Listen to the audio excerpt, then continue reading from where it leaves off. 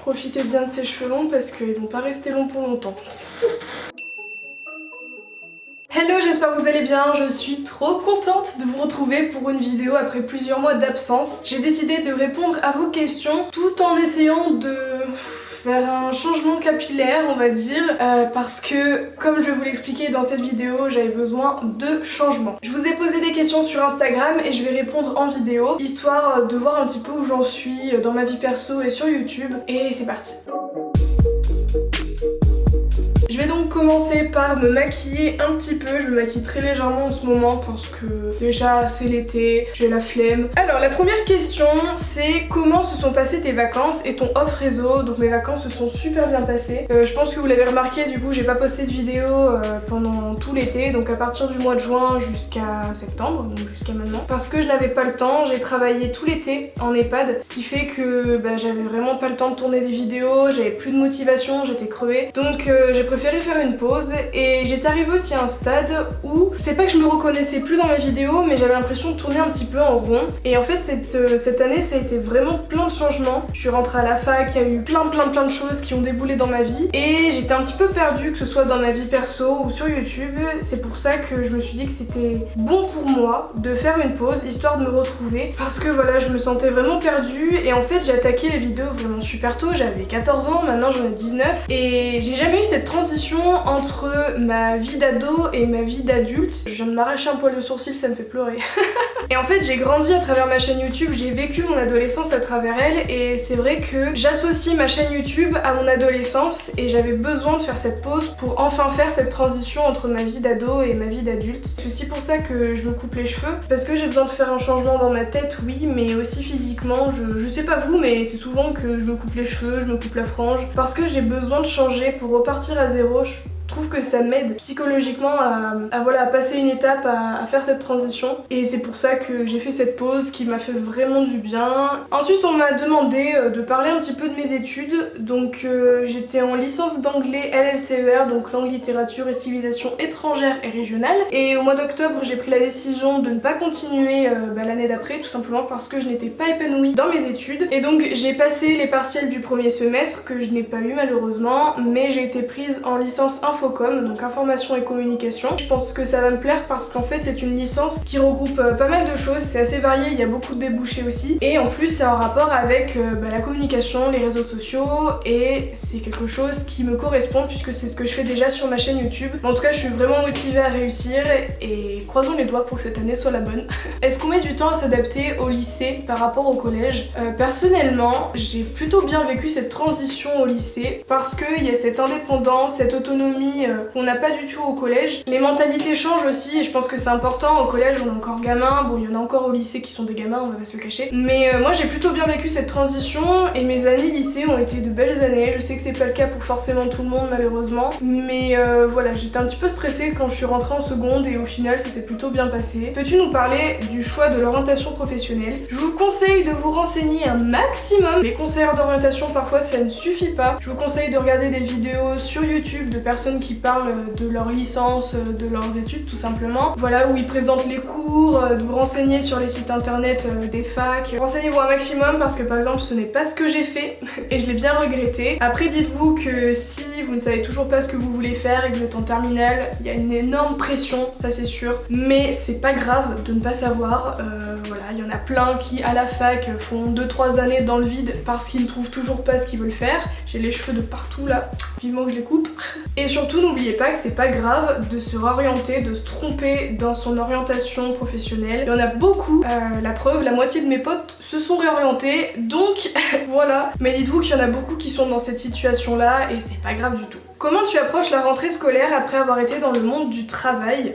J'approche cette rentrée vraiment avec joie. Je suis super pressée, tout simplement parce que ça fait depuis janvier que je ne suis pas allée vraiment en cours. Donc là je suis plutôt pressée de reprendre une petite routine, de réapprendre des choses parce que c'est quelque chose qui m'avait manqué. Le fait de travailler, ça m'a vraiment fait du bien et ça m'a permis de grandir un petit peu, d'évoluer aussi dans ma tête, parce que c'est pas forcément simple de travailler en EHPAD, que ce soit physiquement ou psychologiquement. J'y retournerai avec plaisir parce que ça a été vraiment une très forte expérience. Je je me suis beaucoup attachée aux personnes âgées. J'ai bien aimé bosser, mais d'un côté j'ai envie de reprendre mes études parce que j'ai envie d'apprendre de nouvelles choses autres que dans le monde du travail, on va dire. Donc j'approche cette rentrée scolaire vraiment avec joie et je suis vraiment pressée. Tes vacances étaient pas trop pénibles avec le masque, le désinfectant et tout? Non, tout simplement parce que au boulot, à l'EHPAD, on est obligé de porter le masque. Mais voilà, j'avais déjà l'habitude de le porter depuis 2 mois et demi, donc c'est pas ça qui me dérangeait vraiment. Et en ce qui concerne le désinfectant, je suis plutôt maniaque de base, donc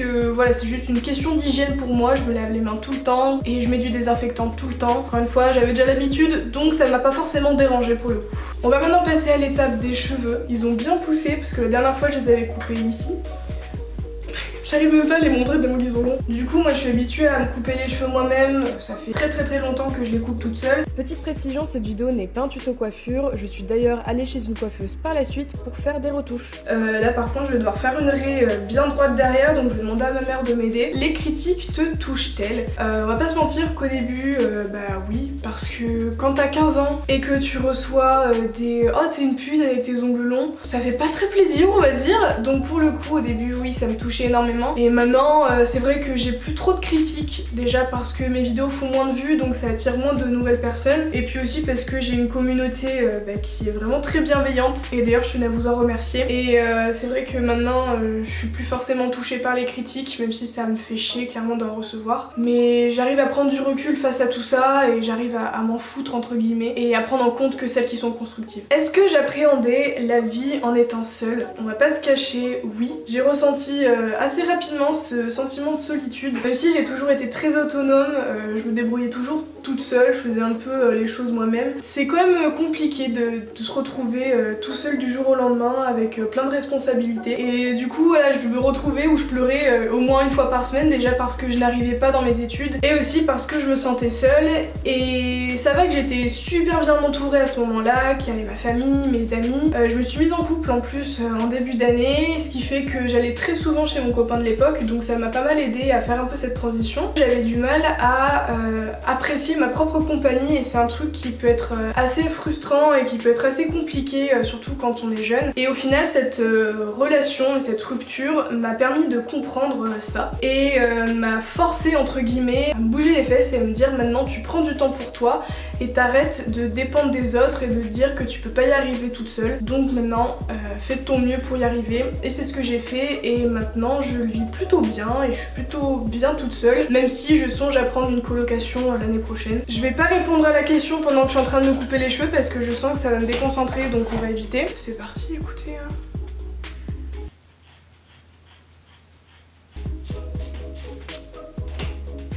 Ça me fait de la peine mes pauvres petits cheveux.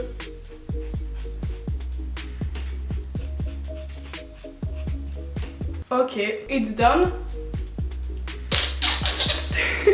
Je vais aller voir ma mère et puis je vais lui demander de faire des retouches parce que c'est cette étape là où j'y arrive pas, où il faut du coup égaliser tout. Alors, bon bah là c'est l'étape que je préfère. On va enlever pour voir le résultat. Ok, j'aime bien. Oh ça fait trop bizarre. Oh, c'est trop bizarre. J'aime bien. J'aime bien, je trouve que ça me... pas vieillit, mais j'ai eu les cheveux longs pendant très longtemps. C'est vrai que j'associe les cheveux longs à mon adolescence justement, donc je trouve ça bien de faire une petite transition. J'ai encore plein de retouches à faire, mais je vais les lisser là histoire de voir ce que ça donne. Et on va répondre aux questions suivantes. Peux-tu nous parler des relations amoureuses et du célibat? Alors je suis pas une pro en ce qui concerne les couples, parce que j'ai jamais été très longtemps en couple, ça n'a jamais vraiment... ça me brûle. Ça n'a jamais vraiment trop tenu on va dire, mais à chaque fois j'étais toujours très purée, ça me brûle. J'ai toujours été très attachée à la personne. Avant j'avais vraiment une vision du couple assez particulière parce que je pensais que mon bonheur dépendait forcément de l'autre, que j'avais besoin d'être en couple pour être heureuse. J'attendais à ce que l'autre me rende heureuse en fait, alors que la clé déjà du bonheur dans un couple, c'est d'être heureux par soi-même avant même de se mettre en couple. Après ça reste que mon avis bien sûr, mais c'est vrai qu'à chaque fois que j'ai été en couple, j'étais déjà pas de base hyper épanouie dans ma vie et je me raccrochais à cette idée du couple couple en me disant que ça allait me permettre d'être heureuse, alors que c'est bien d'être en couple, c'est sûr, mais c'est aussi bien d'être épanouie avec soi-même avant tout. Et donc à partir du moment où j'ai commencé à apprécier petit à petit ma propre compagnie, c'est vrai que je me suis sentie plus dans l'obligation, on va dire, de me mettre en couple, parce que c'est vrai qu'on a cette pression qu'il faut avoir un copain, avoir une copine, qu'il faut être marié avant tel âge pour avoir des enfants, surtout quand on est jeune, on se dit ouais c'est trop bien d'être en couple, c'est nul le célibat et tout, mais c'est pas forcément quelque chose de nécessaire. Certes c'est un plus d'être en couple, c'est grave bien, ça a plein d'avantages comme ça a plein d'inconvénients aussi, tout comme le célibat, et du coup maintenant je le vis beaucoup moins mal d'être célibataire on va dire, et j'essaye aussi de voir toujours le positif là-dedans. Certes une rupture ça fait du mal, certes voilà ça a pu se terminer de telle ou telle manière qui font que on est en colère, on est triste, mais il faut aussi essayer d'en tirer le positif. Toutes les relations sont différentes, hein, donc forcément il y a des choses qui sont plus compliquées que d'autres, mais voilà j'essaie vraiment de retirer le positif de toutes les relations que j'ai pu avoir et d'essayer d'en tirer un enseignement aussi, et de me dire que la première chose à faire c'est d'essayer de s'aimer soi-même avant d'aimer quelqu'un d'autre. As-tu des conseils pour la première fois? Première chose que je pourrais vous dire, c'est d'avoir un lisseur qui a un fil assez long, mais c'est surtout de ne pas se mettre la pression, de ne pas se forcer à quoi que ce soit, que si vous vous sentez forcé, que vous êtes trop stressé ou quoi que ce soit, ne le faites pas. Je sais qu'il y a la pression de l'âge. Après comment on sait si on est prêt? Je pense que c'est sur le moment, si vous sentez que ça va pas le faire, vous forcez pas si vous n'êtes pas forcément ready to go. Le consentement c'est quelque chose d'hyper important et j'ai l'impression qu'il y en a beaucoup qui l'oublient, et encore une fois vous avez le droit de dire non, que ce soit avant de faire quoi que ce soit ou même pendant l'acte. Si vous avez trop mal, si vous le sentez plus, si vous n'êtes plus à l'aise, vous avez le droit de dire que vous voulez arrêter, et techniquement si la personne en face est une personne bien, elle arrêtera. Si ce n'est pas le cas, c'est une connasse ou c'est un connard, et malheureusement il y en a beaucoup qui pensent que en étant en couple, avoir des relations sexuelles c'est obligatoire alors que ça ne l'est pas. Ensuite, n'oubliez surtout pas de vous protéger, que ce soit votre premier rapport ou pas. Déjà parce que forcément les préservatifs ça protège de tomber enceinte, mais aussi des maladies sexuellement transmissibles, même pour le sexe oral, c'est hyper important, il y en a beaucoup qui l'oublient. La communication c'est aussi hyper important dans un couple ou même avec une relation d'un soir. Dites à la personne ce que vous êtes d'accord pour faire, ce que vous n'êtes pas d'accord de faire, si vous avez envie de faire telle ou telle chose ou inversement. C'est hyper important d'en parler. Au moins les choses sont dites dès le début, et je pense que ça permet vraiment de se sentir plus à l'aise au moment de passer à l'acte. Et petit tips aussi, je vous conseille vivement l'utilisation du lubrifiant parce que ça peut toujours aider, et ne vous mettez pas non plus la pression, n'ayez pas peur, il y en a pour qui ça fait super mal, il y en a pour qui ça saigne. Personnellement j'ai pas eu mal, j'ai pas saigné, ça dépend vraiment de chacun, et encore une fois la douleur ça ne vient pas de l'hymen qui se déchire, mais ça vient du fait que le vagin est contracté à cause du stress. Donc détendez-vous, mettez-vous à l'aise, ne cherchez pas à caler une heure, une date pour se dire ça y est ce jour là je vais faire ma première fois. Si vous vous sentez bien, vous vous laissez aller, vous êtes d'accord, les deux sont d'accord, vous vous protégez, allez-y, vous posez pas de questions et normalement ça devrait bien se passer. Peux-tu nous parler de ton expérience avec la poitrine, le complexe des seins, etc. Alors ce qu'il faut savoir c'est que j'ai eu des seins assez tard on va dire. J'ai commencé à avoir des seins début 4ème je pense, et j'ai toujours été vachement complexée parce que j'en avais pas assez, parce que toutes mes copines en avaient beaucoup plus que moi. Donc voilà, j'étais hyper complexée pendant pas mal de temps, et puis au bout d'un moment je me suis retrouvée à avoir une taille de poitrine qui me convenait plutôt bien, et puis en première j'ai pris du poids et j'ai pris 1 à 2 tailles de soutien-gorge et c'est devenu mon plus gros complexe. Et là j'arrive petit à petit à de plus en plus accepter ma poitrine, sachant que voilà, j'ai pas non plus à me plaindre énormément, j'ai pas une poitrine énorme. J'étais complexée parce que je trouvais que ça avait vraiment plein d'inconvénients, parce que c'est lourd, parce qu'on galère à s'habiller, et j'ai l'impression qu'on n'est jamais contente de ce qu'on a. J'ai vraiment coupé comme ça sans réfléchir. Y a rien qui va dans cette vidéo, c'est n'importe quoi. Je suis sceptique, faudrait que je la coupe un peu plus je pense, mais bon. Tous les seins sont dans la nature, qu'ils soient petits, moyens, gros, tombants, qu'ils soient bien rebondis, qu'il y ait des vergetures, des boutons, des cicatrices. Il n'y a aucune poitrine qui est vraiment parfaite à 100%. Donc voilà, faut vraiment éviter de se comparer un maximum aux autres et essayer de s'accepter tel que l'on est. Mais voilà, tout le monde a des complexes dans tous les cas, donc faut juste essayer de vivre avec, essayer de s'apprécier avec, et c'est un processus qui peut être très long et peut-être que jamais on y arrivera. Je sais sais pas, mais en tout cas c'est vrai que petit à petit j'essaye de me dire que ma poitrine est belle. La meilleure des choses, plutôt que de la détester toute ma vie, c'est de l'aimer. Comment fais-tu pour avoir confiance en toi et à t'aimer comme tu es? Encore une fois, c'est un processus assez long, assez périlleux. Je dirais pas que j'ai hyper confiance en moi. Il y a des jours où je me trouve dégueulasse comme il y a des jours où je me trouve belle. Je pense aussi que c'est une question de temps et qu'il faut encore une fois arrêter de se comparer aux autres parce qu'il n'y a pas de normes, il n'y a pas de standard de beauté. Voilà, on peut pas être parfait déjà. Tout le monde est différent, donc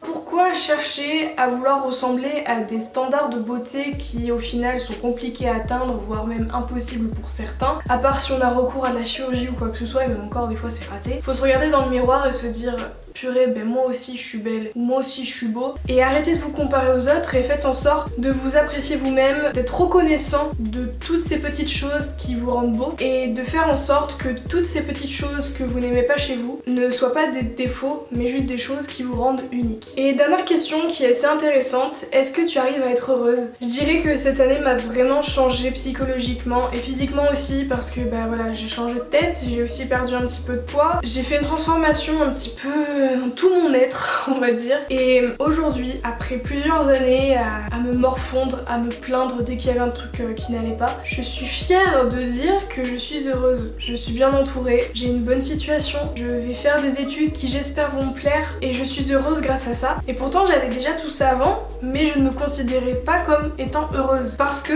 j'accordais trop d'importance à ces petites choses du quotidien qui sont négatives, des petits événements qui sont pas forcément très joyeux, et ça me plombait tout. Et au final, le fait d'apprendre à vivre en adéquation avec moi-même, ça a eu un impact vraiment énorme de partout dans ma vie. Et comme dit Lena Situation, le positif attire le positif, et c'est totalement vrai. J'ai arrêté de me plaindre dès qu'il y avait un truc, j'ai essayé de voir le plus de choses positivement et de me dire que s'il y a telle ou telle chose qui sont pas forcément cool, bah c'est pas grave, ça arrive, c'est la vie. Et j'essaye de prendre vraiment beaucoup de recul par rapport à plein de situations, et ça me permet aujourd'hui d'être heureuse, et je suis vraiment heureuse d'être heureuse. Et du coup, je vous ai pas dit, mais je garde mes mèches de cheveux puisque je vais les envoyer à une association qui va récupérer les mèches pour pouvoir faire des perruques pour les personnes qui sont atteintes de cancer et qui n'ont plus de cheveux. Je trouve que c'est un geste assez important, et c'est pour ça que je voulais aussi couper mes cheveux maintenant pour pouvoir par la suite envoyer mes petites mèches, puisque là j'ai 25 cm, donc c'est la taille qui est requise. Je vous mettrai tout en barre d'infos si vous souhaitez vous aussi envoyer vos cheveux. En tout cas, voilà, c'est terminé pour cette vidéo bilan de ma vie, d'où j'en suis. J'espère vraiment qu'elle vous a plu et que j'ai pu répondre à toutes les questions que vous posiez. Je vous remercie infiniment pour votre soutien, pour votre compréhension, et j'espère vraiment que ce retour sur YouTube va être que positif. En tout cas, je vous retrouve très bientôt pour une nouvelle vidéo et je vous fais plein de gros bisous.